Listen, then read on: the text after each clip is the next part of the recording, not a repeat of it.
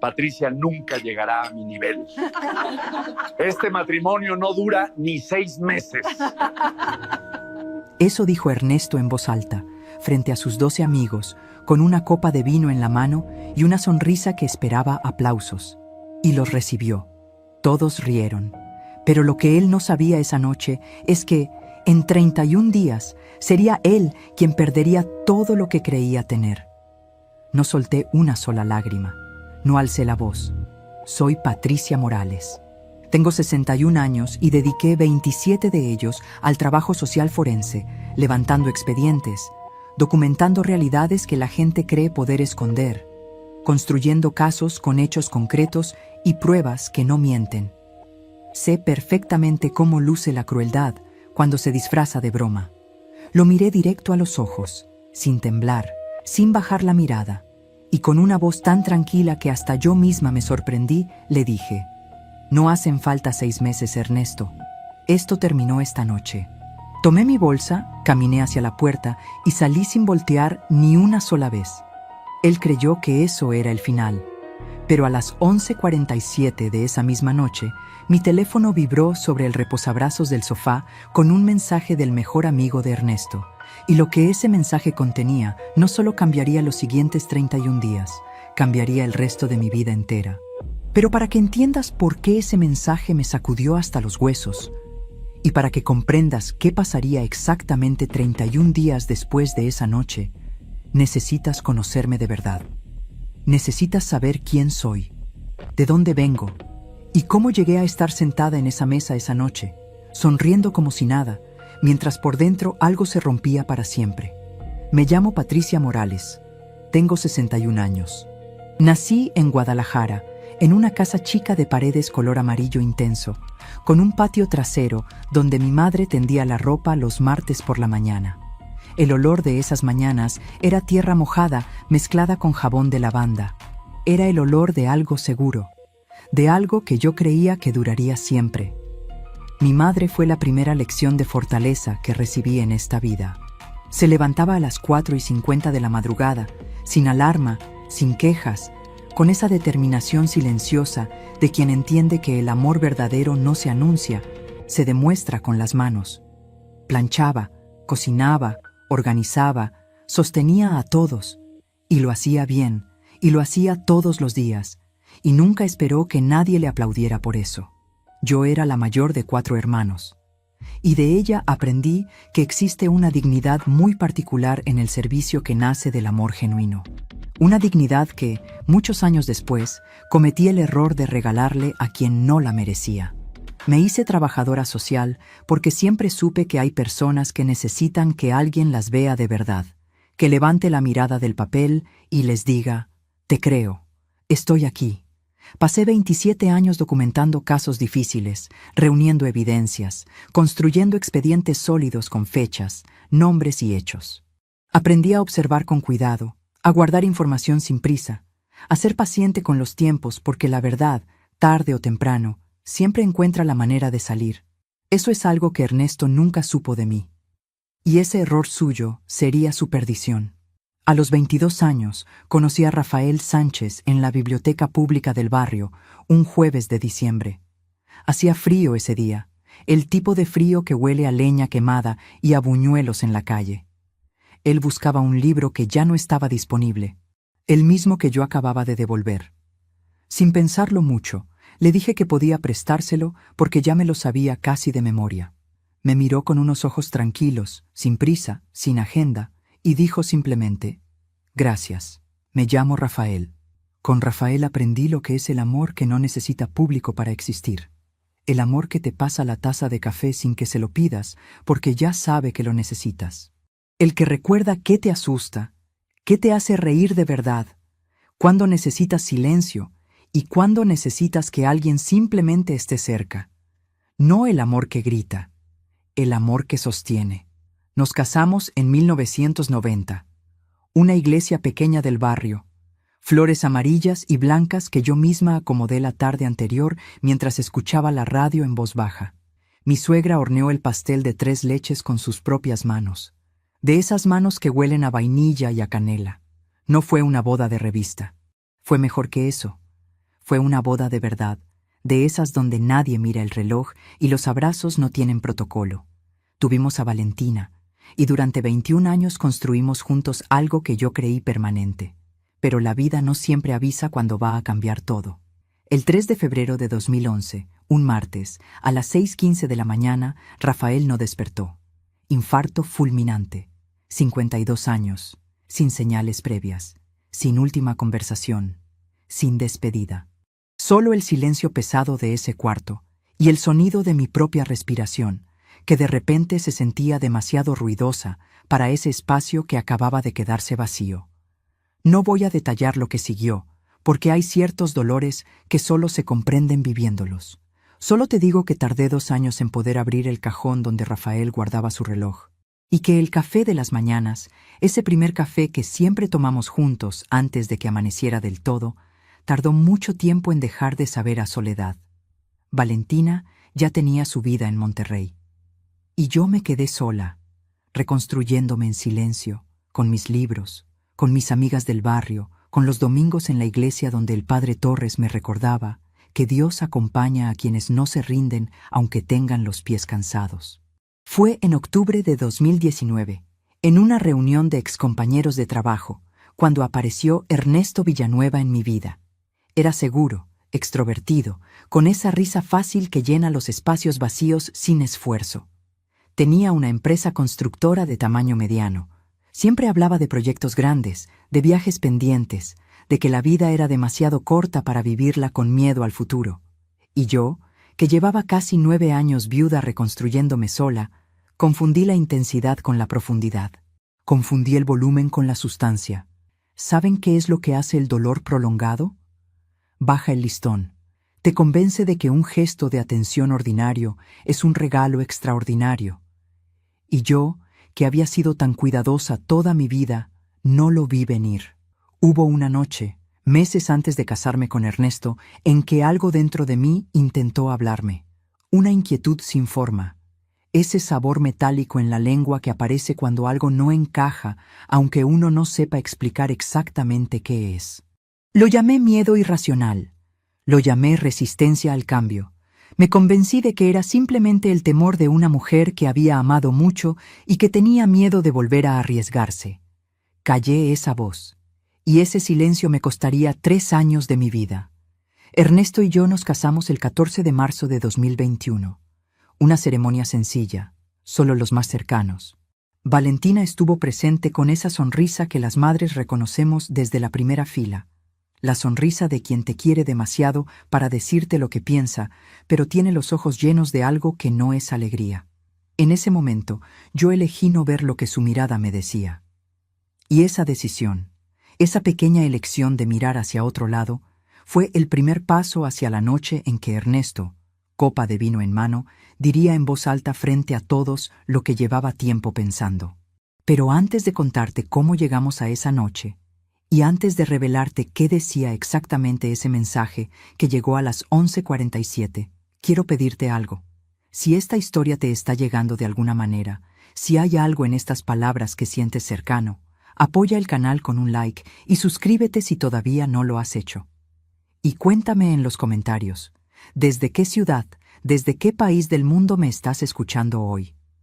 De verdad quiero saberlo.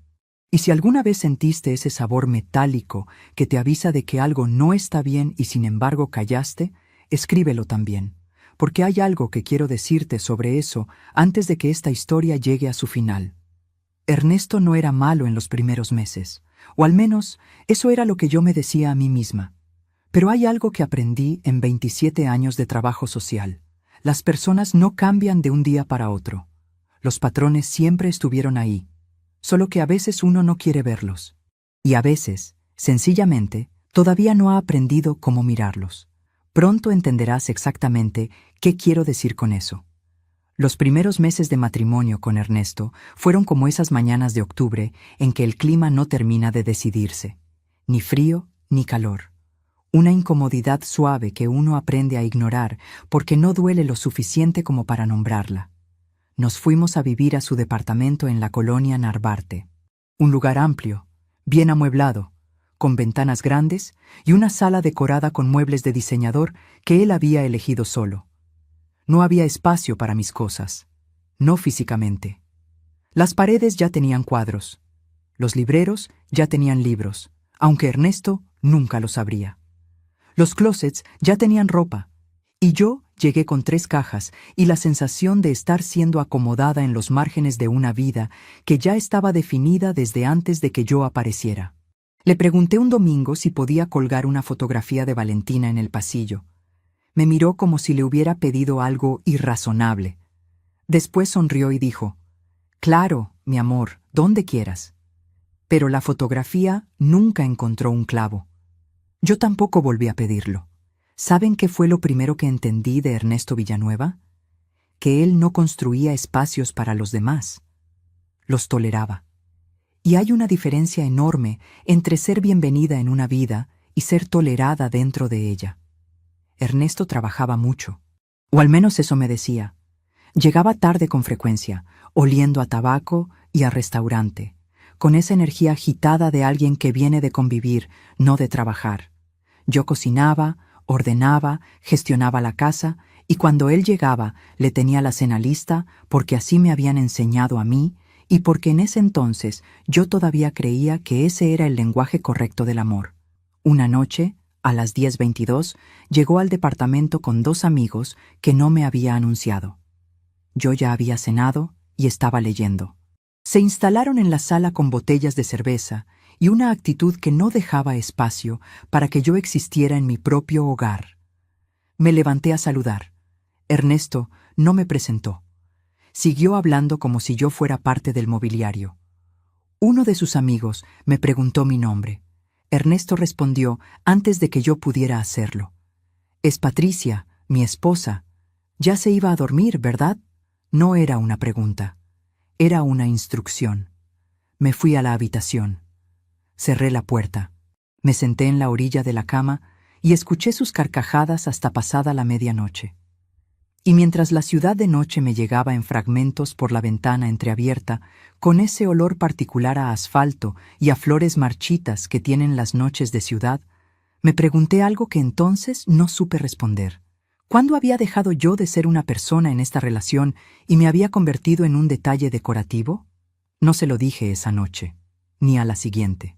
Guardé esa pregunta en algún lugar interior donde van a parar las cosas que todavía no se está lista para enfrentar. Pero seguía guardándola, y en los meses que siguieron guardé muchas cosas más. Le di a Ernesto los primeros meses de ajuste. Le di el beneficio de una duda que él nunca pidió. Le di las explicaciones que él no me dio. Le di la paciencia que solo tienen quienes han aprendido a amar de verdad. Le di todo eso. Y a cambio, recibí algo que al principio no supe nombrar, pero que con el tiempo aprendí a reconocer con una claridad que duele. Indiferencia deliberada. El día que lo vi claro fue un sábado de julio de 2021. Ernesto me había prometido que ese fin de semana iríamos a visitar a Valentina a Monterrey. Llevaba meses sin ver a mi hija. Ya tenía los boletos comprados. Ya había hecho los arreglos. Esa mañana me desperté a las 7. Empecé a preparar el equipaje. Hice café. Puse en la mesa el desayuno. Todo olía a pan tostado y a esa mezcla de normalidad y anticipación que tienen las mañanas en que uno espera algo bueno. Ernesto bajó a las 9 con el teléfono en la mano y una expresión que yo ya empezaba a aprender a descifrar. Surgió una junta con un cliente importante. No podemos ir. No hubo disculpa.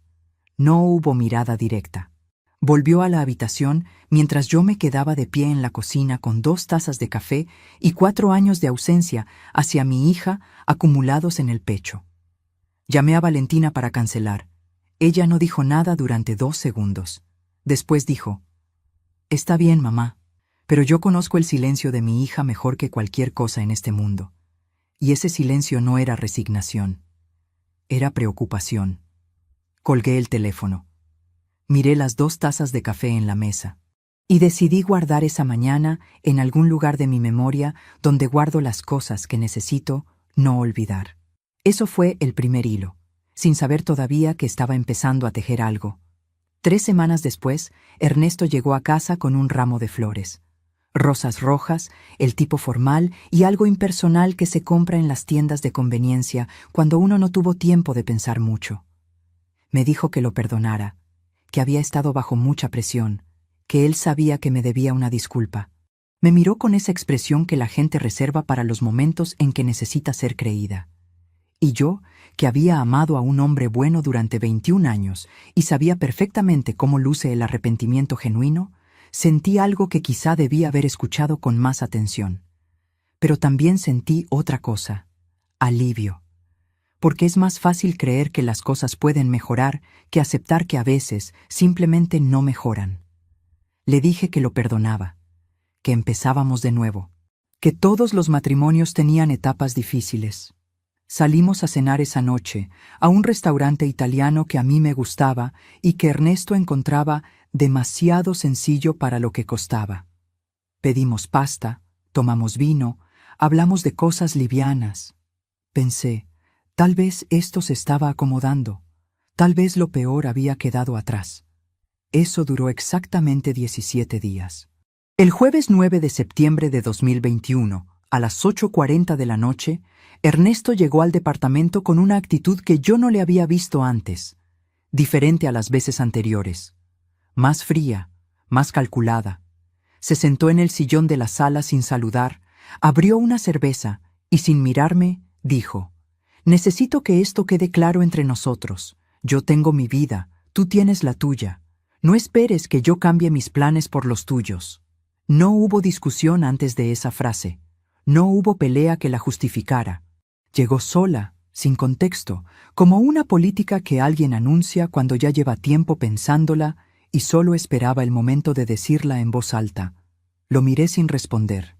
Y en ese momento, algo dentro de mí activó un interruptor que 27 años de trabajo social me habían enseñado a encender cuando una situación deja de ser un malentendido y se convierte en un patrón.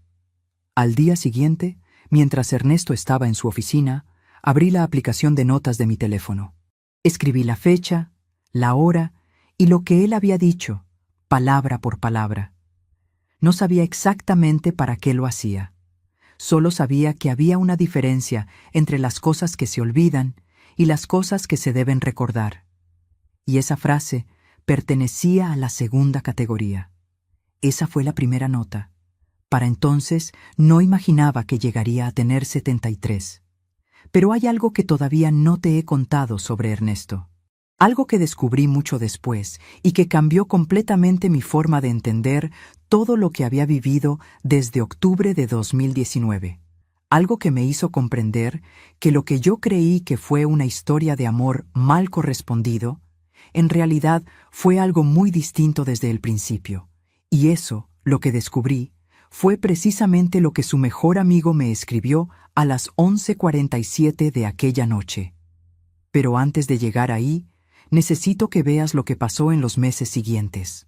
Porque lo que ocurrió entre septiembre de 2021 y la noche de esa reunión con sus amigos no fue una serie de malos momentos aislados. Fue una escalada. Y yo, que había pasado 27 años documentando exactamente ese tipo de escaladas en expedientes ajenos, tardé demasiado tiempo en reconocerla en el mío propio. ¿Por qué tardé tanto? Esa es quizá la pregunta que más me ha costado responder. Y la respuesta, cuando llegó, fue la más dolorosa de todas. La respuesta, cuando por fin la encontré, tenía un nombre que yo conocía muy bien desde mis años de trabajo. Se llamaba normalización. El proceso silencioso por el que uno va aceptando como ordinario lo que al principio parecía inaceptable. Es como el calor que sube de grado en grado. Nadie salta fuera del agua si la temperatura cambia tan despacio que el cuerpo se va acostumbrando antes de darse cuenta del peligro. Yo había documentado ese proceso en expedientes durante décadas. Lo había explicado en capacitaciones.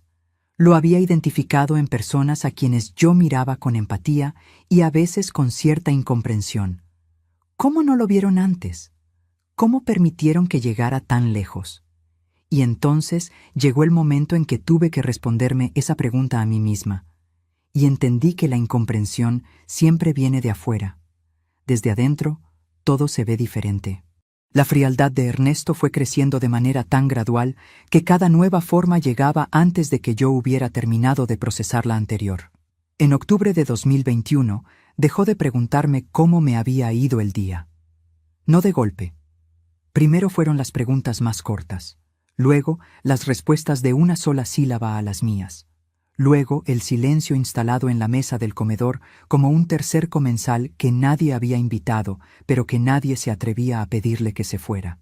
El 18 de noviembre de 2021 fue mi cumpleaños, 60 años, una fecha que para mí siempre había tenido un peso especial, no de tristeza, sino de gratitud, de hacer balance. Valentina me llamó a las 7:15 de la mañana antes de que sonara cualquier otra cosa, para ser la primera voz que yo escuchara ese día. Hablamos durante 40 minutos.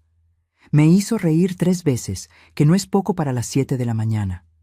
Cuando colgué, tenía los ojos húmedos del tipo bueno. Ernesto pasó frente a mí a las 9, camino a la puerta, con su maletín y su traje gris. No dijo nada, ni una sola palabra. Yo esperé hasta las 12 pensando que quizá tenía planeada alguna sorpresa. A las 2 de la tarde me mandó un mensaje que decía: «Llegaré tarde, no esperes cenar juntos. Punto final. Sin más». Me senté en la sala con un vaso de agua que sabía a nada y miré los cuadros que él había elegido para esas paredes. Cuadros que yo nunca había elegido. En una casa donde yo vivía, pero que nunca había sido mía. Esa noche abrí mi teléfono y añadí una entrada nueva en mis notas. Escribí la fecha, escribí la hora, escribí los hechos. Sin adjetivos, sin interpretaciones. Solo los hechos. Como me habían enseñado. Para entonces llevaba 17 entradas en ese archivo. Pero, ¿saben qué pasó 4 días después? Ernesto llegó a casa con una caja pequeña envuelta en papel dorado. Adentro había un collar de plata, delicado, bonito. Me lo extendió con una sonrisa y dijo: «Sé que llegué tarde a tu cumpleaños. Esto no lo compensa, pero quiero que sepas que me importas. Me importas. No, te amo. No, eres lo más importante. Me importas». Como quien dice que le importa no olvidar pagar el recibo del gas. Pero yo tomé el collar.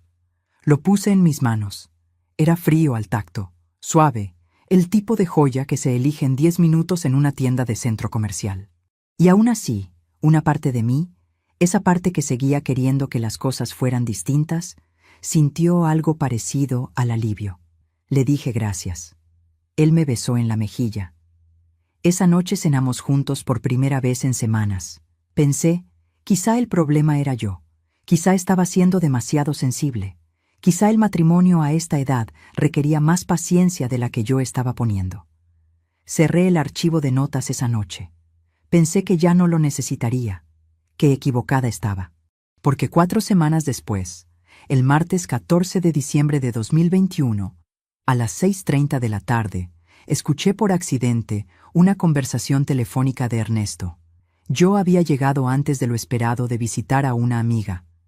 Él estaba en el estudio con la puerta entreabierta y la voz lo suficientemente alta como para que sus palabras llegaran hasta el pasillo, donde yo me había quedado detenida sin querer.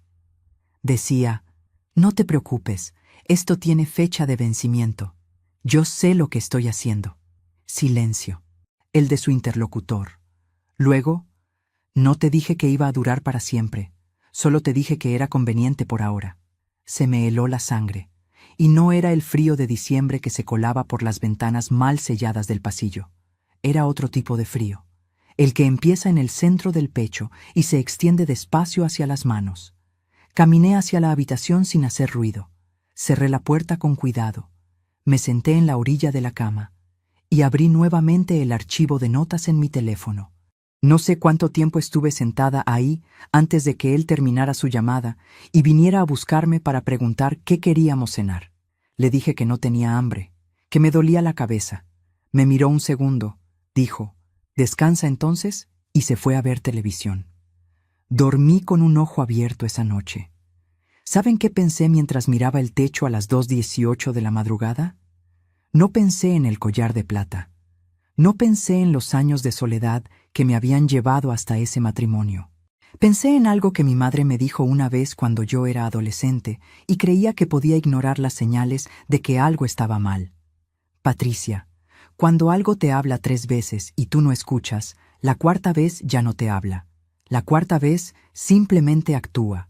Esto ya me había hablado mucho más de 3 veces. Al día siguiente, cuando Ernesto salió, fui al estudio y revisé el calendario de papel que él tenía sobre el escritorio. Tenía varias fechas marcadas con un plumón azul. Nada inusual a primera vista.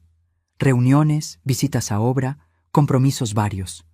Pero había una fecha encerrada en un círculo diferente, con tinta roja.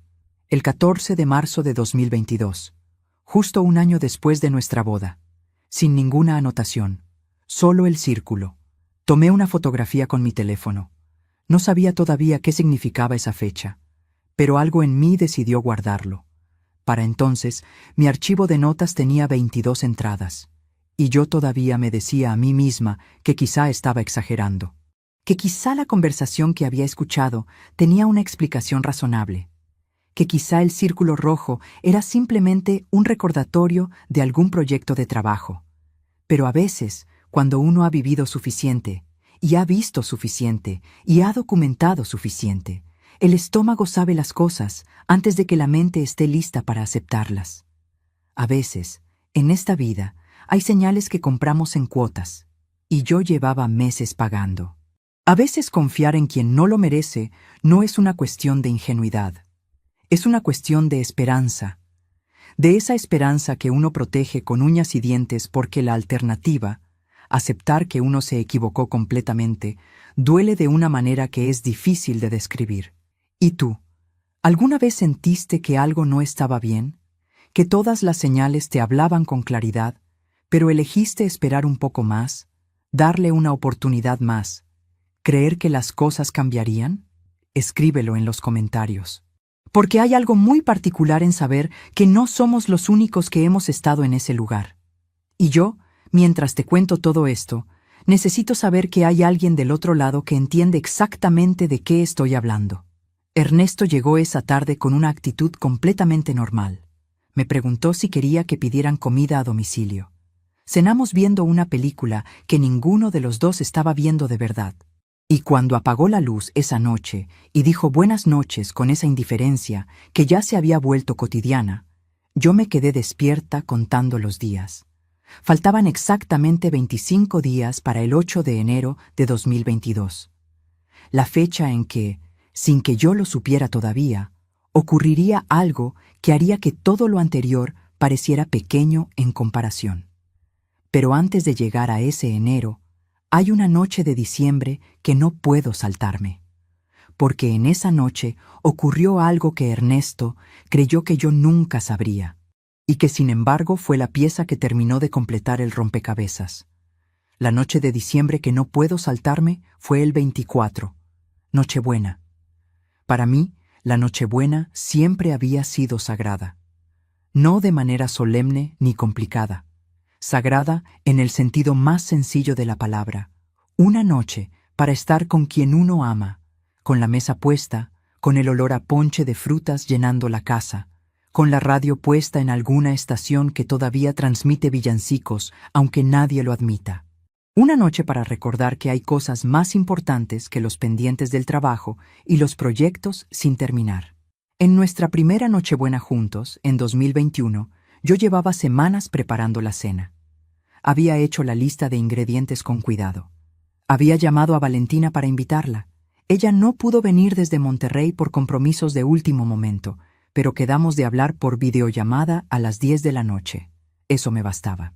Tenía la ilusión de que esa noche, quizá, Ernesto y yo podíamos encontrar algo de lo que yo había creído que tendríamos cuando me casé con él. El 23 de diciembre, mientras yo empezaba a preparar el relleno del pavo, Ernesto llegó a las 3 de la tarde con una maleta pequeña. Dije, ¿a dónde vas? Respondió sin bajar el paso hacia el closet. Me invitaron a Valle de Bravo los amigos del club. Me voy esta tarde, regreso el 26. No hubo pregunta previa. No hubo conversación. No hubo. ¿Qué planes tienes tú? Solo la maleta, la respuesta en movimiento. y el sonido del cierre del closet como punto final de algo que él ni siquiera sabía que había roto. Me quedé en la cocina con las manos oliendo a hierba santa y a pimienta negra. El pavo estaba a la mitad de su preparación sobre la tabla de cortar. La luz de la tarde entraba horizontal por la ventana y hacía brillar el aceite en la sartén de una manera que en otro momento podría haber parecido bonita. No dije nada. Ernesto pasó frente a la cocina con la maleta ya lista, agarró sus llaves del gancho junto a la puerta y dijo: «Hay dinero en el cajón si necesitas algo. Pide comida a domicilio, no te compliques». La puerta se cerró, y yo me quedé sola con el silencio y el olor a especias y la certeza de que nadie, en Valle de Bravo, sabía ni le importaba que su ausencia me había dejado con 12 horas de preparación de una cena que ahora nadie comería. Guardé el pavo en el refrigerador. Abrí el cajón. Había 500 pesos y una tarjeta de una empresa de plomería. Esa noche comí sola, mirando el mantel que yo misma había bordado hace años, con el hilo rojo que mi madre me enseñó a usar cuando yo tenía 14 años.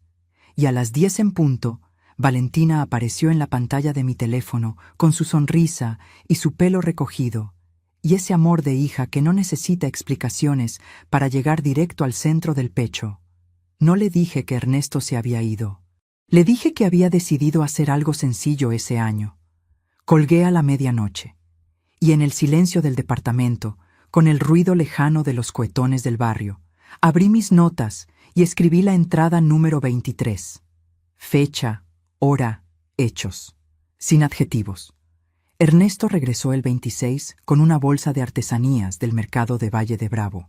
Me entregó una figura de madera pintada con colores vivos, una de esas que se venden por 50 pesos en cualquier puesto turístico, y me dijo con toda la tranquilidad del mundo: «Te traje esto. Ya sé que me perdí la cena, pero la próxima lo compensamos».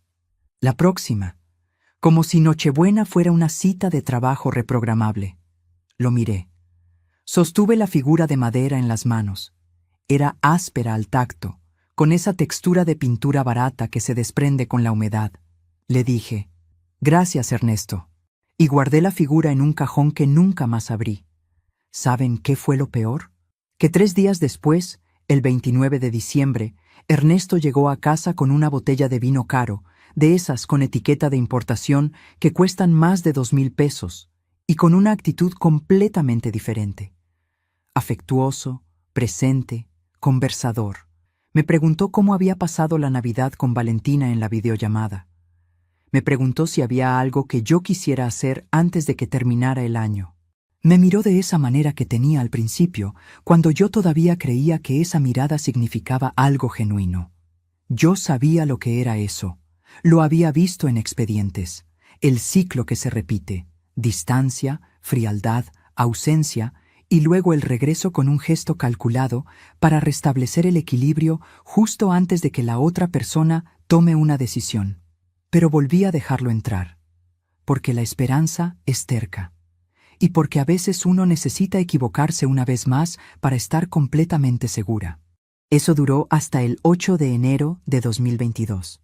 Ese sábado, Ernesto me informó, no me invitó, me informó, que habría una reunión en casa de su amigo Gerardo. Una cena con su grupo de amigos más cercanos. Gente de negocios, me dijo. Gente importante. Me pidió que me arreglara bien, porque la esposa de Gerardo siempre iba muy elegante. Me arreglé. Saqué el vestido negro que me había comprado yo misma hacía 2 años. Sobrio, clásico, de esos que no gritan pero tampoco se disculpan por estar ahí. Me puse los aretes de plata que habían sido de mi madre. Llegamos a la casa de Gerardo en Las Lomas. Era una residencia enorme, de esas con entrada circular y jardín iluminado, y un silencio de barrio exclusivo que se siente diferente al silencio de los barrios ordinarios. Adentro había 12 personas, todas vestidas con esa soltura particular de quien está acostumbrado a los espacios caros. La esposa de Gerardo me recibió con amabilidad genuina. Se llamaba Sofía. Vestía un traje sastre color vino y unos zapatos que yo reconocí como de una marca italiana que cuesta lo que yo ganaba en un mes en mis últimos años de trabajo. Me dio 2 besos y me preguntó a qué me había dedicado. Le dije que había sido trabajadora social forense por 27 años. Me miró con un interés real y dijo: «Eso debe de haber sido un trabajo increíblemente importante». Ernesto, que estaba a mi lado, soltó una risa corta y dijo: «Importante y mal pagado. Por eso yo me dediqué a los negocios». Nadie rió. Hubo un silencio de 2 segundos que Sofía resolvió con elegancia, llevando la conversación hacia otro lado. Pero yo sentí ese comentario como se siente un golpe pequeño pero preciso, en el lugar exacto donde más duele, con la fuerza justa para que quede marca sin que nadie más lo vea. Me quedé callada. Sonreí con cortesía. Seguí la conversación hacia otros temas. Esa fue la primera humillación pública, menor comparada con lo que vendría, pero suficiente para saber que Ernesto no me veía como una igual. Me veía como algo que él había recogido de un nivel inferior al suyo y que de vez en cuando le resultaba conveniente mostrar, pero sin perder la oportunidad de recordarle a todos cuál era la diferencia. Durante la cena, Ernesto habló de sus proyectos, de sus inversiones, de un viaje a Miami que estaba planeando para febrero. Yo no sabía nada de ese viaje. Lo escuché mencionar cifras, contratos, planes, toda una vida paralela que él construía sin consultarme, sin incluirme, sin siquiera informarme. Yo comía en silencio, respondía cuando alguien me hablaba directamente, escuchaba con esa atención entrenada de quien sabe que la información importante no siempre llega anunciada, y entonces Ernesto dijo algo que me dejó sin aire.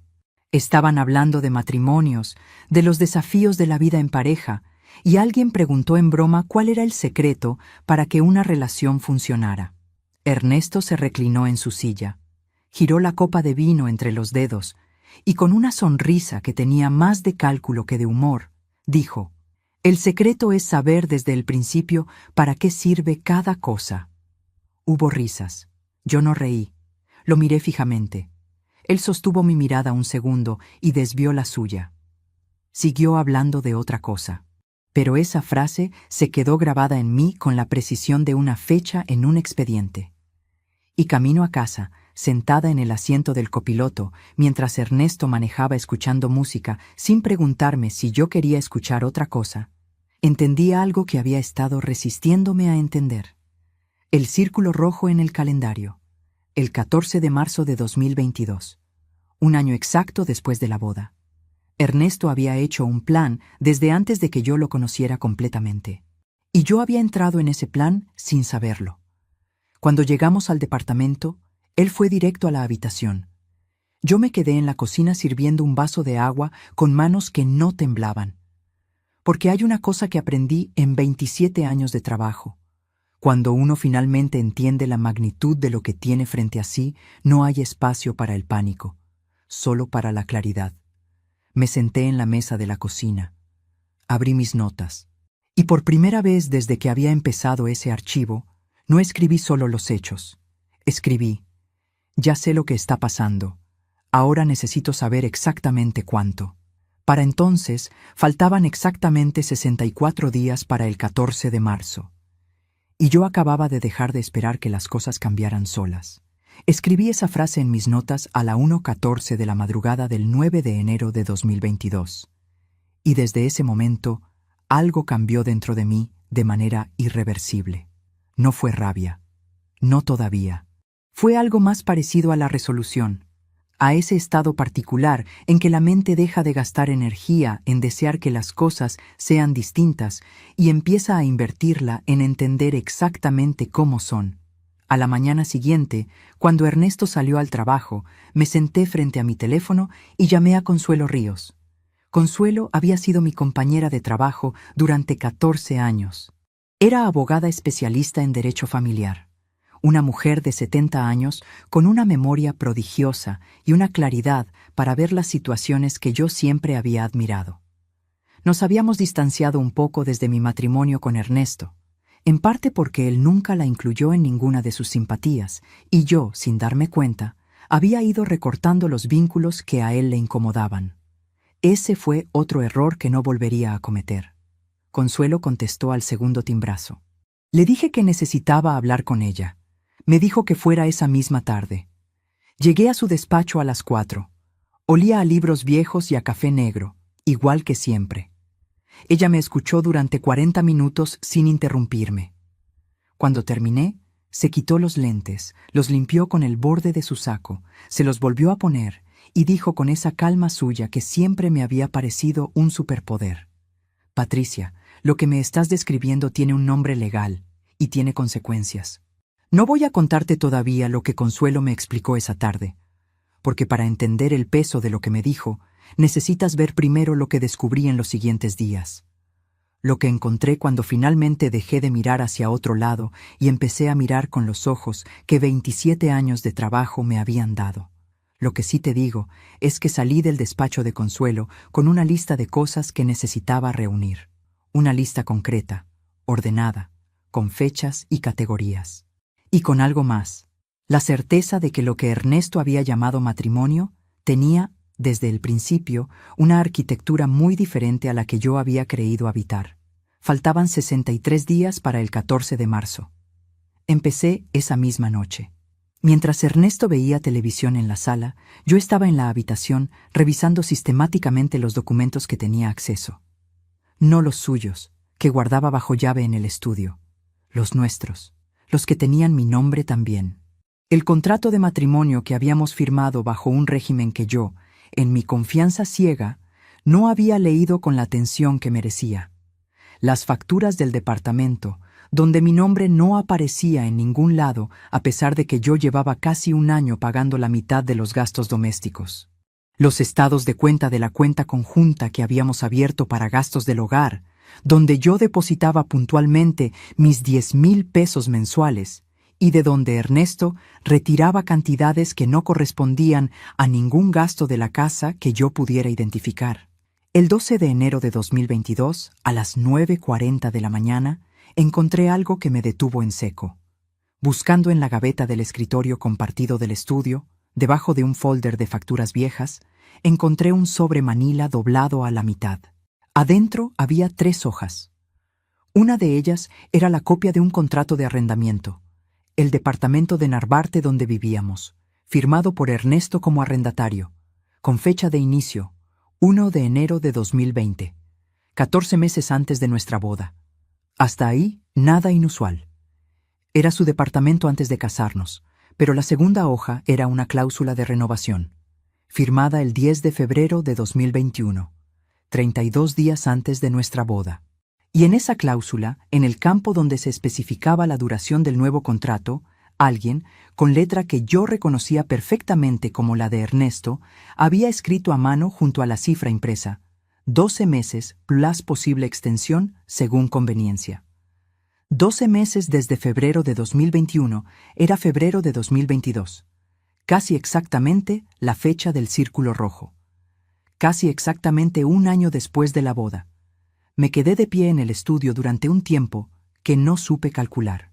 El papel en mis manos era ordinario, blanco, con el membrete de la inmobiliaria y el tipo de letra burocrática que uno firma sin leer. Pero lo que decía ese papel no era ordinario en absoluto. Ernesto no había renovado ese contrato pensando en construir algo conmigo.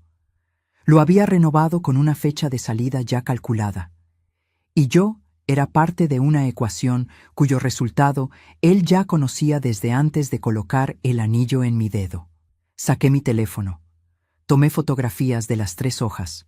Las guardé en la carpeta protegida con contraseña que Consuelo me había recomendado crear. Para entonces, esa carpeta tenía 29 archivos. Volví a la cocina. Serví agua. Bebí despacio, de pie junto a la ventana, mirando el patio interior del edificio donde alguien había puesto macetas con plantas que nadie regaba y que sin embargo seguían vivas con una terquedad que en ese momento me pareció admirable. Esa tarde, cuando Ernesto llegó, yo tenía la cena lista y la mesa puesta y una conversación completamente normal preparada sobre una película que había visto esa tarde. Hablé de los actores, del argumento, de una escena que me había parecido bien filmada. Él escuchó con la mitad de la atención. Respondió con monosílabos. No preguntó nada, y yo sonreí. Serví el postre. Recogí los platos. Eso es lo que 27 años de trabajo social te enseñan, a no mostrar tus cartas antes de que llegue el momento correcto, a mantener el rostro tranquilo mientras por dentro construyes con precisión lo que vas a necesitar cuando todo salga a la luz.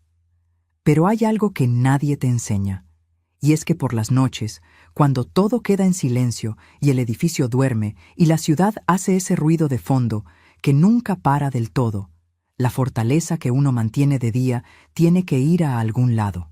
El 15 de enero de 2022, a las 3:20 de la madrugada, me levanté sin despertar a Ernesto. Caminé descalza hasta el baño. Cerré la puerta. Me senté en el piso con la espalda contra la bañera y la cabeza entre las rodillas. Y ahí, en ese cuadrado pequeño de azulejos blancos que olía a jabón y a silencio de madrugada, me permití llorar con la boca cerrada para no hacer ruido. Lloré por Rafael, que merecía ser recordado mejor que esto. Lloré por Valentina, que lo había visto venir y no había querido herirme con la verdad. Lloré por la mujer de 57 años que fue a una reunión de excompañeros y creyó que una segunda oportunidad tenía la misma forma que la primera. Lloré por todos los años que no recuperaría, y después me limpié la cara con agua fría. Me miré en el espejo. Me dije en voz muy baja, tan baja que casi no me escuché a mí misma: ya lloraste, ahora trabaja. Volví a la cama. Ernesto dormía de espaldas. Cerré los ojos. A las 7 de la mañana, cuando sonó su alarma, yo ya estaba despierta. Faltaban 58 días para el 14 de marzo. Los siguientes días los usé con cuidado. Consuelo me había explicado lo que necesitaba y yo lo estaba reuniendo con la meticulosidad que uno aprende cuando sabe que los detalles son la diferencia entre tener razón y poder demostrarlo. El 20 de enero volví al despacho de Consuelo con todo lo que había reunido hasta entonces. Ella revisó cada documento, cada captura de pantalla, cada entrada del archivo de notas con fechas y horarios. Cuando terminó, me miró por encima de sus lentes y dijo: «Esto es suficiente para empezar, pero hay algo más que necesitamos encontrar. Algo que él no sabe que tú sabes que existe». Me dijo qué era ese algo, y cuando lo escuché, entendí por qué el círculo rojo en el calendario tenía tanta importancia.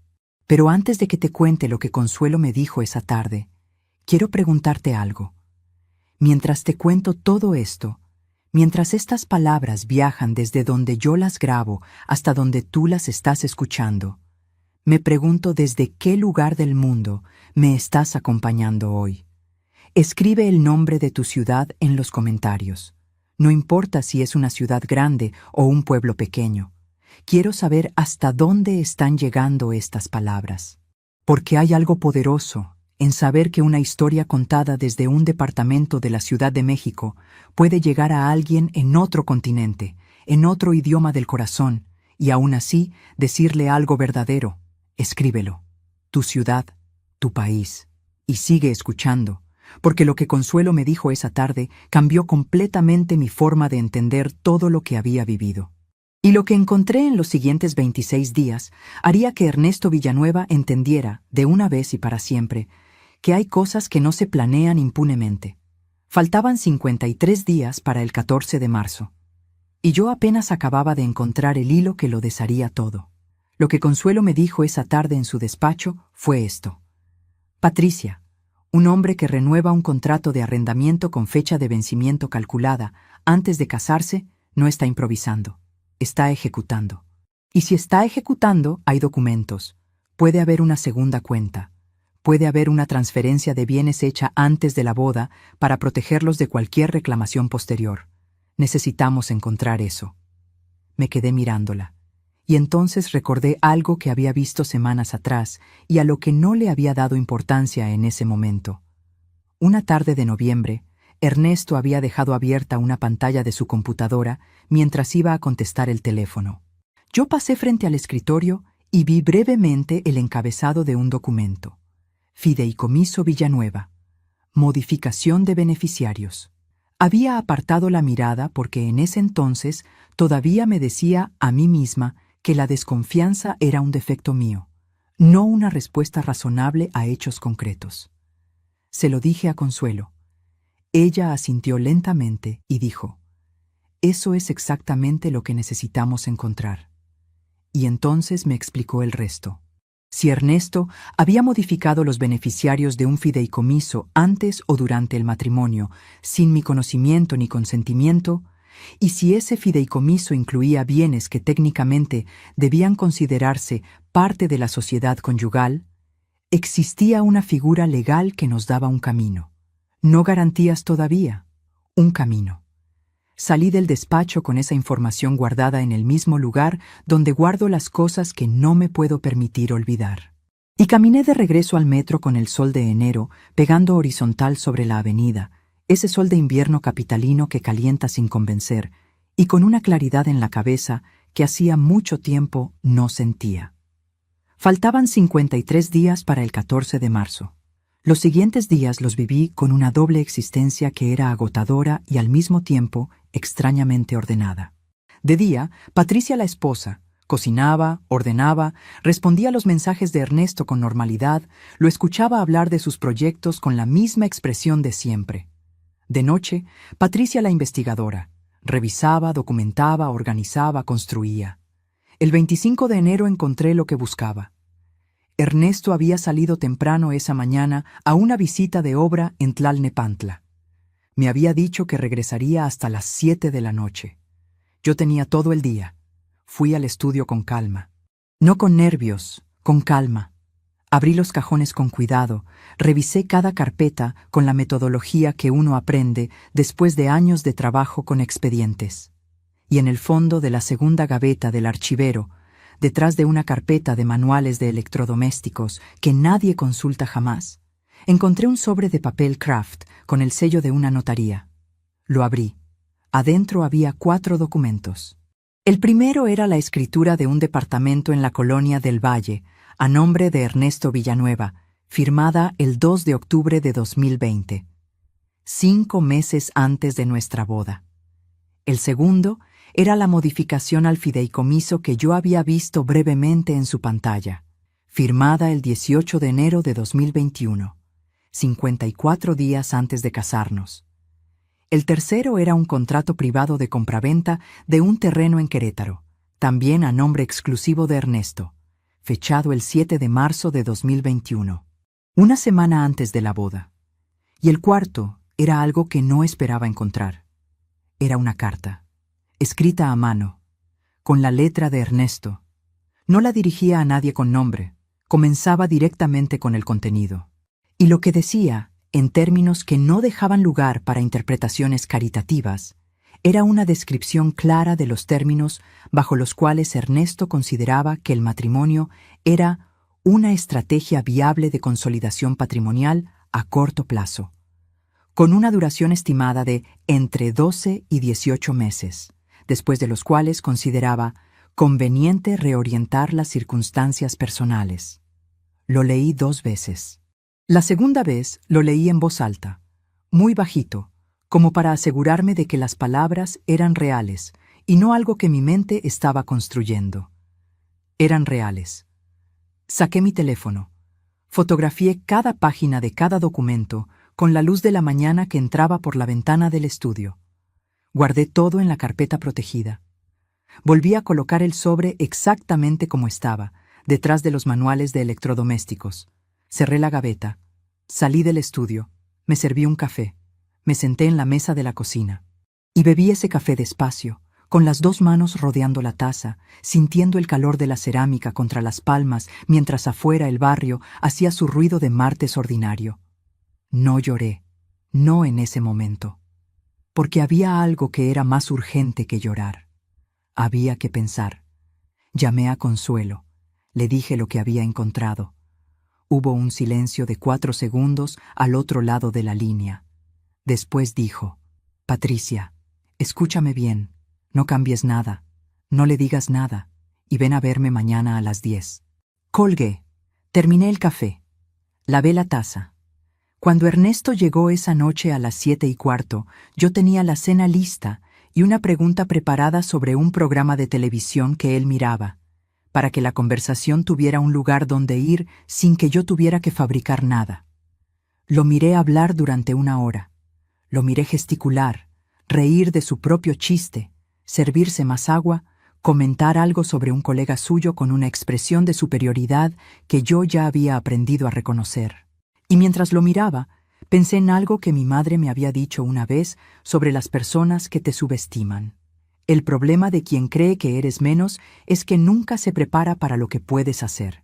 Ernesto Villanueva llevaba meses creyendo que yo era menos. Ese error le costaría muy caro. Faltaban 48 días para el 14 de marzo. El 5 de febrero, Consuelo presentó una solicitud formal de medidas cautelares ante el juzgado de lo familiar.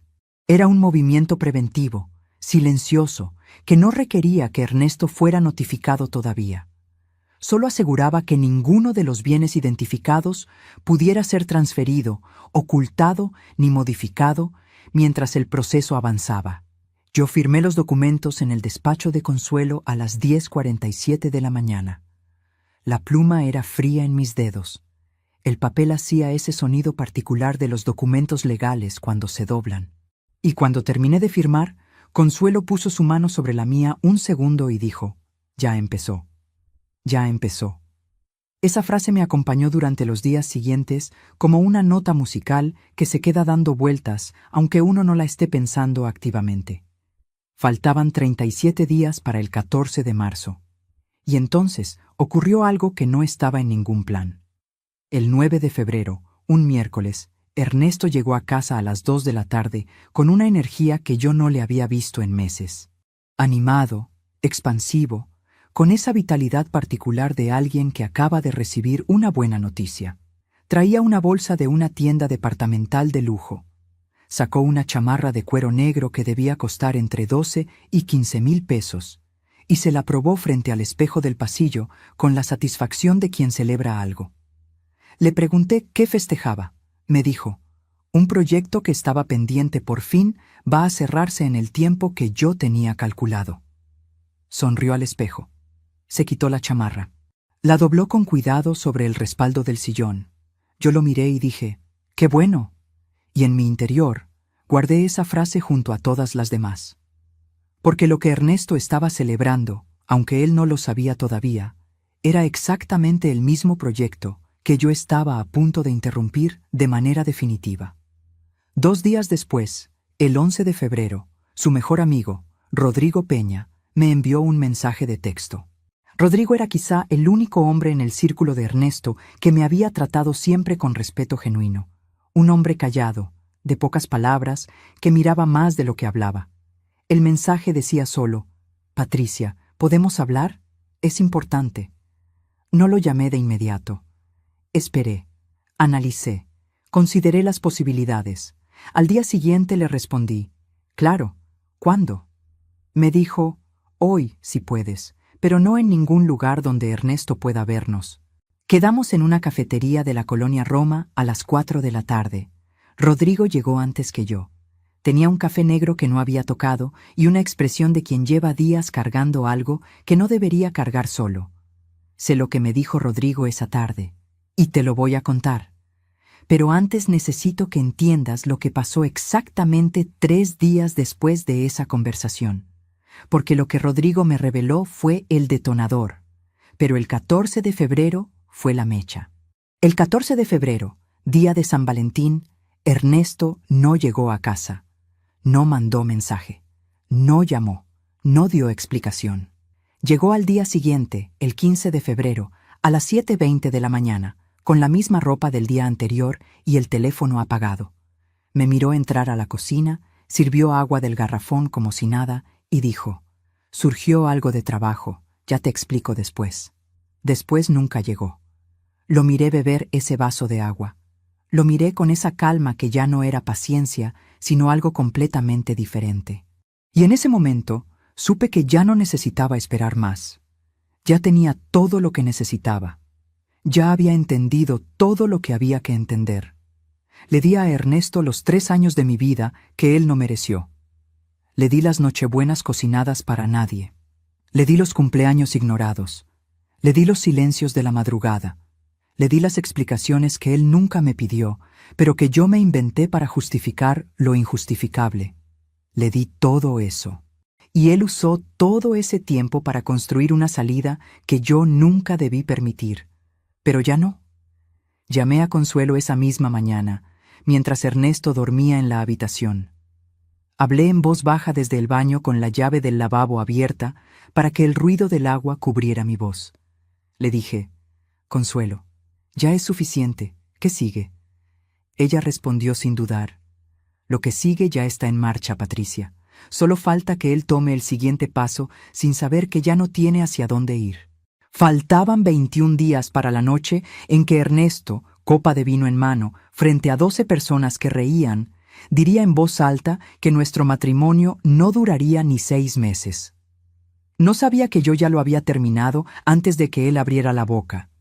Pero antes de llegar a esa noche, necesitas saber lo que Rodrigo me dijo en esa cafetería de la colonia Roma el 12 de febrero.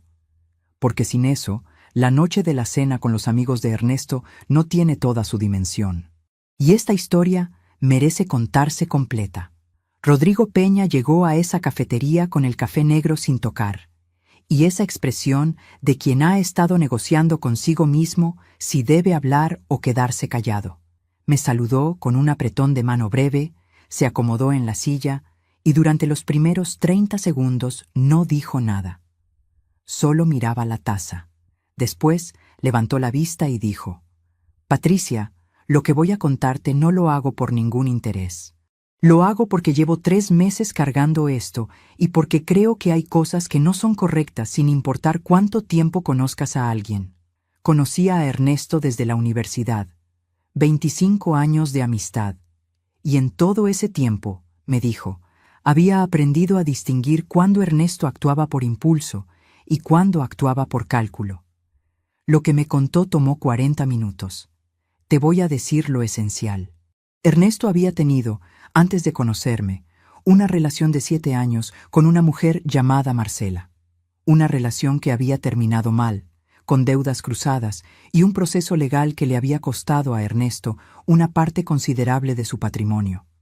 Desde entonces, según Rodrigo, Ernesto había desarrollado lo que él mismo llamaba, en conversaciones privadas con sus amigos más cercanos, una estrategia de protección, que consistía, en términos simples, en construir una fachada de vida en pareja que le diera estabilidad social y ciertas ventajas fiscales, sin comprometer los activos que había reconstituido después de Marcela.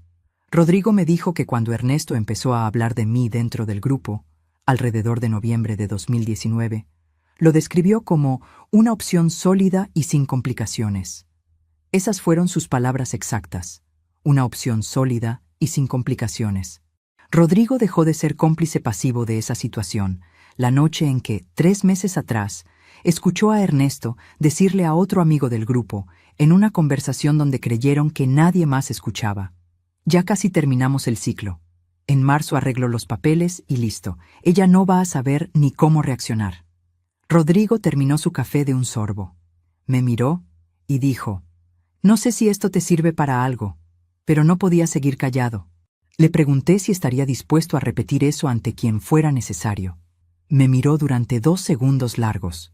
Luego asintió una vez. Solo una vez. Pero fue suficiente. Salí de esa cafetería al anochecer de un febrero frío, con el olor a smog y a tacos de la esquina mezclados en el aire, y caminé 2 cuadras antes de detenerme en una banca de la calle. Saqué el teléfono. Abrí el archivo de notas y escribí todo lo que Rodrigo me había dicho, con hora, fecha y sus palabras exactas, las que yo recordaba con precisión. Después llamé a Consuelo. Le conté todo. Ella escuchó sin interrumpirme. Cuando terminé dijo: «Rodrigo es el testigo que necesitábamos. El resto ya lo tienes. Patricia, cuando Ernesto dé su próximo movimiento, ya no va a encontrar el suelo donde cree que va a pararse». Eso fue el 12 de febrero. Lo que siguió fueron 17 días en que yo viví en la misma casa que Ernesto, con todo eso guardado dentro, funcionando con una normalidad tan cuidadosa que a veces me sorprendía a mí misma. Buenos días, cena lista, conversaciones sobre cosas sin peso, las noches mirando el techo con los ojos abiertos, contando los días que faltaban, organizando mentalmente lo que venía. Y entonces llegó el 1 de marzo de 2022.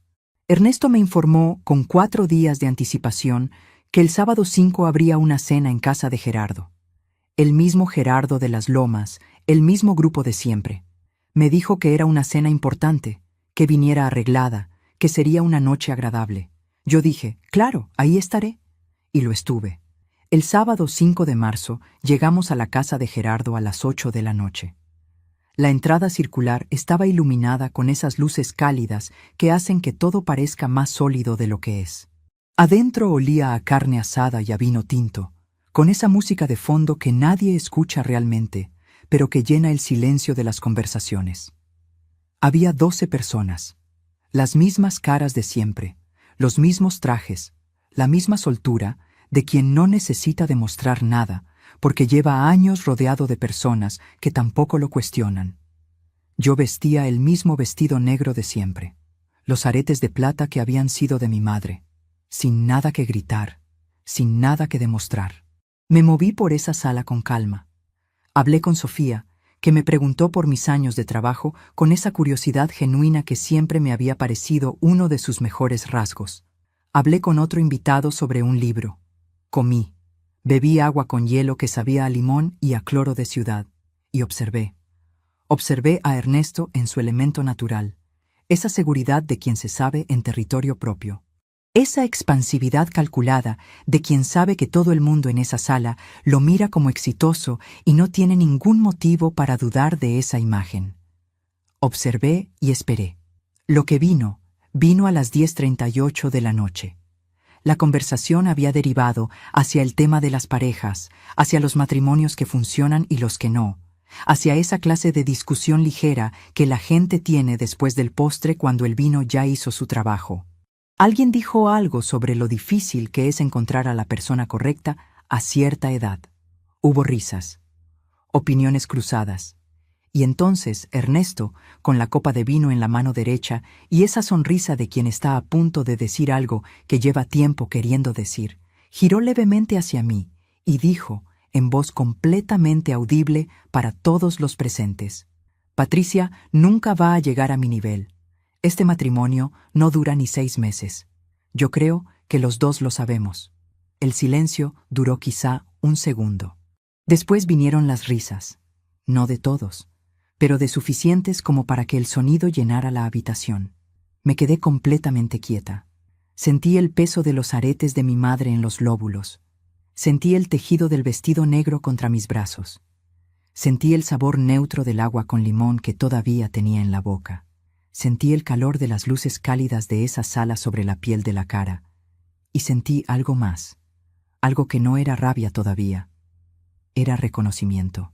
La confirmación de algo que yo ya sabía pero que él acababa de decir en voz alta, frente a testigos, sin que nadie se lo pidiera. Ernesto Villanueva acababa de regalarme exactamente lo que me faltaba. Lo miré a los ojos, sin apartar la mirada, sin que me temblara nada. Y dije, con una voz tan tranquila que la sala quedó en silencio instantáneo: No hacen falta 6 meses, Ernesto. Esto terminó esta noche. Tomé mi bolsa de la silla. Me puse de pie. Me dirigí a la puerta. Sofía dijo mi nombre en voz baja, con esa expresión de quien no sabe si intervenir. Le sostuve la mirada un segundo y le hice un gesto pequeño con la cabeza que quería decir: Estoy bien. Porque lo estaba. Salí por la puerta principal. El aire de la noche me recibió con ese frío seco de principios de marzo en la ciudad. Caminé por la entrada circular bajo las luces cálidas que ya no me parecían tan sólidas. Llamé un taxi desde la calle. No lloré en el camino a casa. Miré las luces de la ciudad pasar por la ventana del taxi con esa distancia particular de quien ya está pensando en lo que viene, no en lo que acaba de pasar. Llegué al departamento a las 11:15 de la noche. Dejé mi bolsa en la entrada. Me serví agua. Me senté en la sala a oscuras, con el teléfono en la mano, esperando no sabía qué exactamente. Quizá que Ernesto llamara. Quizá que el silencio me dijera algo que todavía no había escuchado. A las 11:47 de la noche, el teléfono vibró. Era un mensaje de Rodrigo Peña. Decía: Patricia, después de que te fuiste, Ernesto siguió hablando. Dijo cosas que necesitas saber. Y además, hay algo que descubrí esta semana que él no sabe que yo sé. Cuando puedas leer esto con calma, llámame. Es importante. Cambia todo. Leí el mensaje 3 veces. El corazón me latía con fuerza, pero mis manos estaban quietas sobre la pantalla iluminada. Cambia todo. Esas 2 palabras se quedaron suspendidas en el silencio del departamento mientras la ciudad de noche hacía su ruido de fondo interminable, y yo entendía que lo que creí que era el final de esta historia era, en realidad, apenas el comienzo de lo que venía después. Llamé a Rodrigo al día siguiente, el domingo 6 de marzo, a las 9 de la mañana. Ernesto no había regresado al departamento esa noche. Su cama estaba intacta y había un silencio en el apartamento que se sentía diferente al de las otras noches, más definitivo, como el silencio que queda después de que algo termina de verdad y el aire todavía no lo sabe. Rodrigo contestó al primer timbrazo. Le pedí que me contara todo, y lo hizo. Primero me dijo lo que había pasado después de que yo salí de la cena en casa de Gerardo. Ernesto, lejos de quedarse incómodo, había reaccionado con algo que Rodrigo describió como alivio. Se había recostado en su silla, había pedido que le sirvieran más vino y había dicho, con la ligereza de quien cierra un trámite menor: era cuestión de tiempo, mejor así. Algunos se incomodaron. Gerardo cambió el tema, pero Ernesto pasó el resto de la noche con esa energía de quien acaba de quitarse un peso de encima. Rodrigo hizo una pausa, y después me dijo la segunda parte. En los días previos a esa cena, mientras revisaba unos documentos que Ernesto le había pedido que guardara temporalmente en su casa, Rodrigo había encontrado algo dentro de una carpeta que no debía haber abierto, pero que abrió. Una notificación de un bufete jurídico, fechada el 28 de febrero de 2022, 5 días antes de la cena. Era una carta de instrucciones de Ernesto a sus abogados. Le ordenaba iniciar de inmediato, en cuanto se confirmara la separación, un proceso de divorcio argumentando incompatibilidad de caracteres. Pero eso no era lo que había dejado a Rodrigo sin palabras.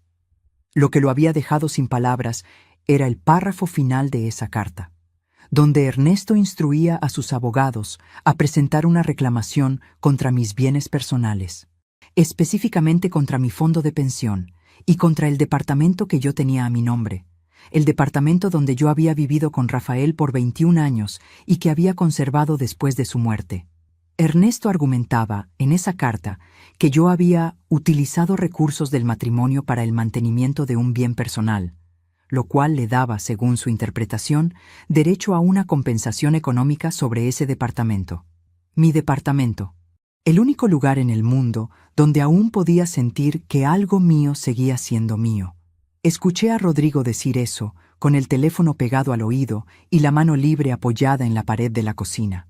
Afuera, un domingo de marzo con sol generoso, calentaba las macetas del patio interior, donde las plantas tercas seguían vivas sin que nadie las regara.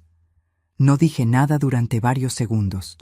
Rodrigo dijo: «Patricia, ¿estás ahí?». Dije: «Sí, estoy aquí».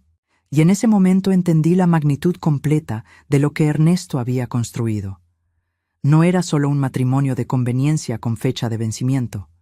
Era un mecanismo, una operación diseñada con anticipación, ejecutada con paciencia y orientada no solo a salir sin pérdidas, sino a salir con más de lo que había entrado, usando como instrumento a una mujer viuda de 60 años que había cometido el error de creer que merecía un nuevo comienzo. Lo que sentí en ese momento no tiene un solo nombre.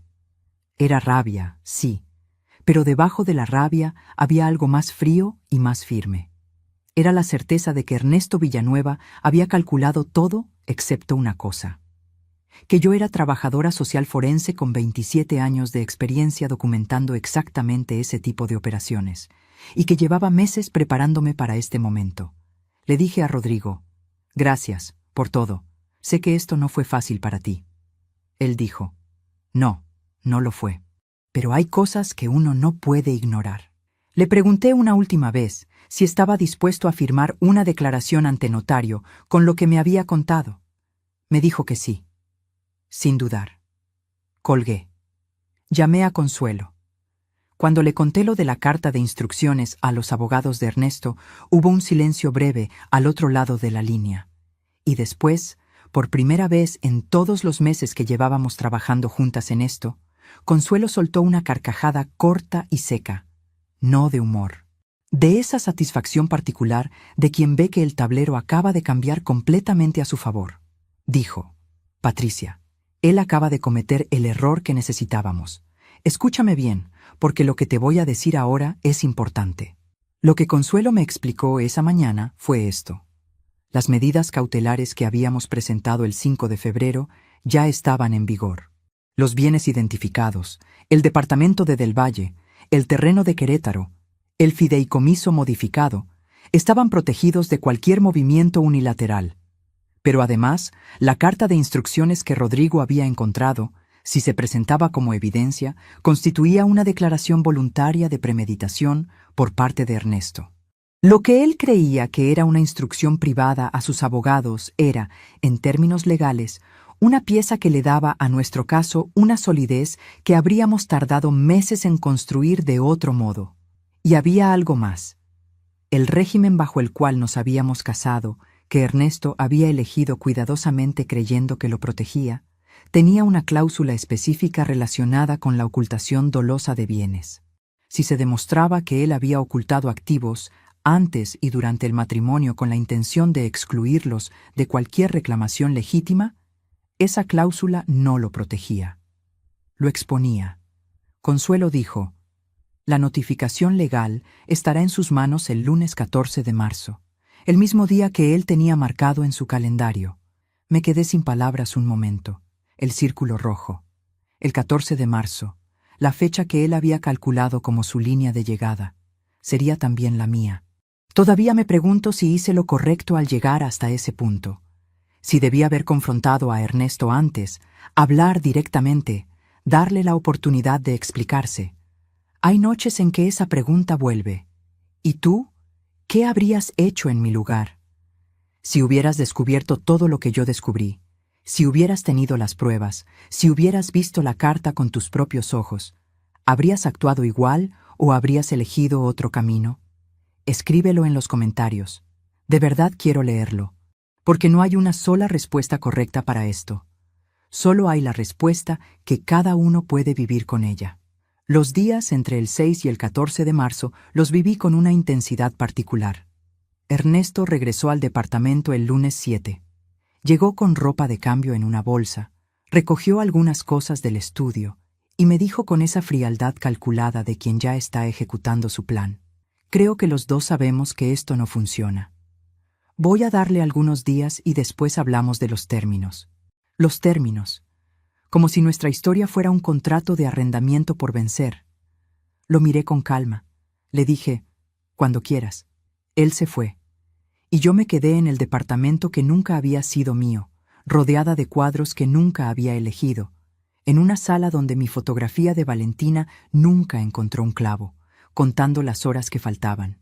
El lunes 14 de marzo de 2022, a las 11:20 de la mañana, un notificador judicial tocó la puerta de la oficina de Ernesto Villanueva en la colonia Insurgentes. Yo estaba en el despacho de Consuelo cuando ella recibió la confirmación de que la notificación había sido entregada. Me lo dijo con una frase corta: ya fue. Me recosté en el respaldo de la silla y respiré hondo. El despacho olía a café negro y a libros viejos como siempre. Por la ventana se veía un trozo de cielo de marzo que no terminaba de decidir si nublarse o despejarse.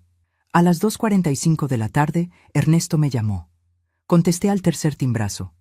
Dejé que fuera él quien hablara primero. Su voz tenía una textura que yo no le había escuchado antes. No era rabia todavía, era desconcierto. El desconcierto particular de quien ha estado ejecutando un plan con la confianza de quien conoce el resultado y de repente descubre que el tablero es completamente diferente a lo que creía. Dijo: Patricia, necesito que me expliques qué es esto que me acaban de entregar. Le dije con calma: es exactamente lo que dice que es, Ernesto. Hubo un silencio. Después su voz cambió, subió un tono. Dijo: ¿tú me hiciste esto a mí? ¿Con quién estuviste hablando? ¿Quién te metió estas ideas en la cabeza? No respondí a ninguna de esas preguntas. Le dije: «Tienes el nombre y el número de mi abogada en los documentos. Cualquier comunicación de aquí en adelante será a través de ella». Colgué. El teléfono volvió a sonar 4 veces en los siguientes 20 minutos. No contesté ninguna. Lo que siguió fueron semanas de un proceso legal que no voy a detallar en su totalidad porque los procesos legales son lentos y técnicos, y esta historia no es sobre tecnicismos. Es sobre lo que esos tecnicismos significaron. Lo que significaron fue esto. El departamento de Del Valle, el que Ernesto había escriturado a su nombre en octubre de 2020, quedó sujeto al proceso. La modificación dolosa al fideicomiso, documentada y fechada 54 días antes de la boda, constituyó evidencia de ocultación premeditada de bienes. La carta de instrucciones a sus abogados, presentada con la declaración firmada de Rodrigo ante notario, estableció la intencionalidad. Y los 73 archivos de notas con fechas y horarios exactos, más las capturas de pantalla de los estados de cuenta, más las fotografías de los documentos del sobre Manila, construyeron un expediente que Consuelo presentó con la precisión de quien lleva 4 décadas haciendo exactamente eso. El plan de Ernesto se deshizo desde adentro. No porque yo fuera más poderosa que él, sino porque él nunca supo quién era yo realmente. Mi departamento, el de Rafael y el mío, el que olía a su colonia mezclada con polvo quieto en los días en que yo no podía cerrar el closet, quedó intacto, completamente fuera del alcance de cualquier reclamación. Consuelo lo protegió con una solidez que no dejó ningún resquicio. Y hubo algo más, algo que yo no había buscado, pero que el proceso reveló. La empresa constructora de Ernesto tenía deudas fiscales que él había estado ocultando, usando la fachada de estabilidad que nuestro matrimonio le daba. Una vez que el proceso legal se hizo visible, esas deudas salieron a la luz a través de una auditoría que las propias autoridades iniciaron de manera independiente. Gerardo, que llevaba meses siendo aval de uno de los proyectos de Ernesto, retiró su respaldo cuando se enteró de la situación. Otros inversionistas hicieron lo mismo. El proyecto que Ernesto había celebrado, comprándose la chamarra de cuero negro de 15,000 pesos, se cayó en abril. Yo no hice eso. El proceso lo hizo solo. La verdad, cuando sale, tiene su propio peso. Lo supe por Sofía, la esposa de Gerardo, que me llamó una tarde de mayo con esa franqueza suya que siempre había apreciado. Me dijo: «Patricia, quiero que sepas que Gerardo y yo lamentamos mucho no haber visto antes lo que estaba pasando, y que lo que dijo Ernesto esa noche en nuestra casa no tuvo ninguna gracia para ninguno de nosotros». Le dije que lo agradecía, y lo agradecí de verdad. La última vez que supe de Ernesto directamente fue a través de su abogado, en una comunicación formal de mayo de 2022. Había aceptado los términos del acuerdo, sin más negociación. El tono de esa comunicación legal tenía esa frialdad específica de quien ha agotado todas sus cartas y no le queda más que firmar. Consuelo me llamó cuando recibió la confirmación. Me dijo: «Terminó, Patricia. Terminó». Me quedé sentada en mi cocina, en mi departamento, el departamento que huele a los años buenos y a los años difíciles y a todo lo que he sido en esta vida. Serví un café. Lo tomé despacio, con las 2 manos alrededor de la taza, mirando por la ventana el patio donde las macetas con sus plantas tercas seguían ahí, verdes y firmes, sin que nadie les explicara cómo habían sobrevivido. Y entonces, por primera vez en muchos meses, las lágrimas llegaron sin que yo las contuviera. No de dolor, no esta vez. Eran de esas lágrimas que vienen cuando algo muy pesado que uno ha estado cargando finalmente puede soltarse, cuando el cuerpo entiende que ya no tiene que estar en guardia. Lloré un buen rato, sola en mi cocina, con el café caliente y el sol de mayo entrando por la ventana. Y cuando terminé, me limpié la cara, respiré hondo y llamé a Valentina.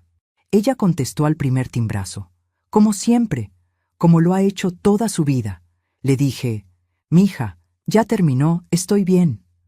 Hubo un silencio de 2 segundos, Y después la escuché llorar al otro lado del teléfono con ese llanto de quien ha estado conteniendo algo durante mucho tiempo y finalmente recibe permiso para soltarlo.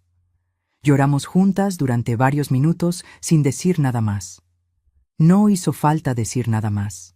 Han pasado casi un año desde esa mañana de mayo en que lloré en mi cocina con el café caliente y las plantas tercas mirándome desde el patio.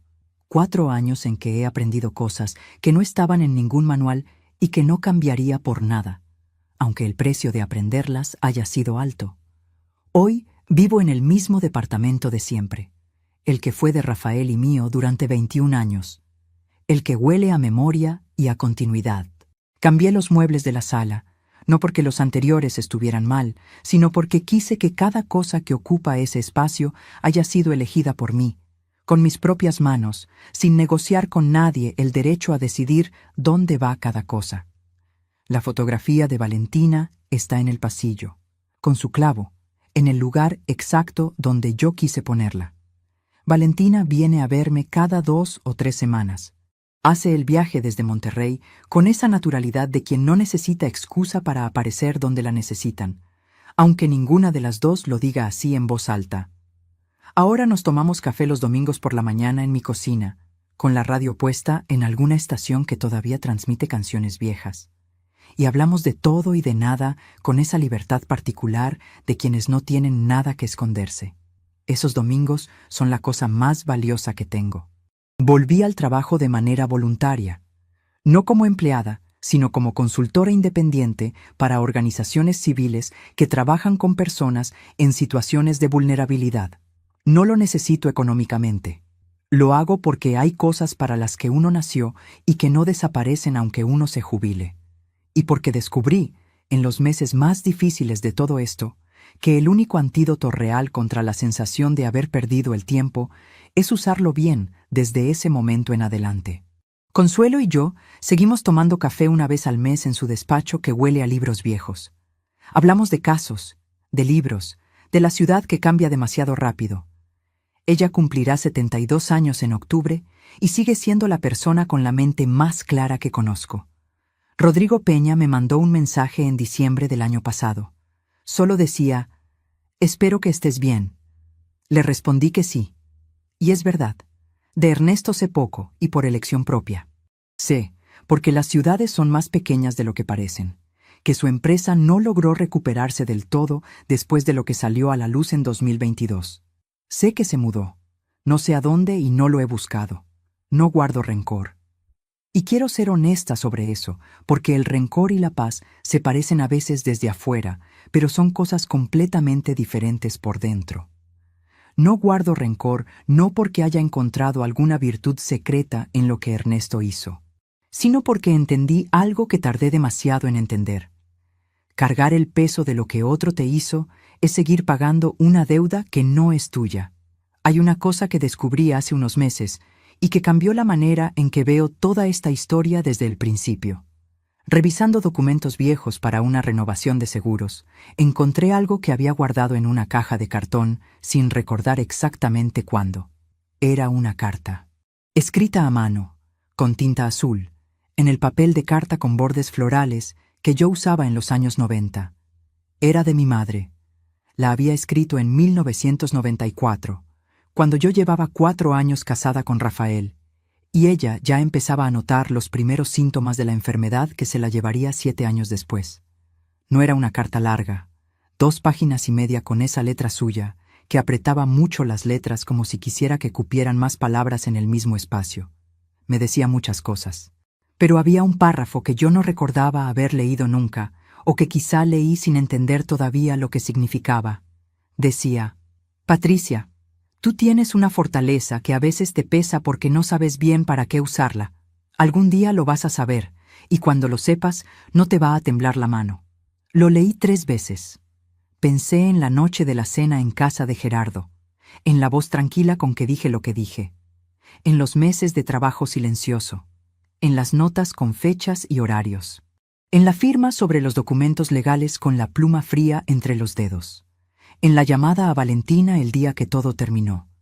Mi madre lo supo antes que yo. Y hay algo que quiero decir sobre eso, sobre todo lo que viví, con la claridad que solo dan estos meses de distancia, y las mañanas de domingo con café y radio, y la fotografía de Valentina en el pasillo, con su clavo en el lugar correcto. Le di a Rafael 21 años de amor verdadero, y los cambiaría por nada. Le di a la soledad 8 años de reconstrucción silenciosa, y aprendí más en esos 8 años que en muchos de los anteriores. Le di a Ernesto 3 años de buena fe, y me devolvió la certeza de que la buena fe no fue el error. El error fue creer que todos la merecen por igual.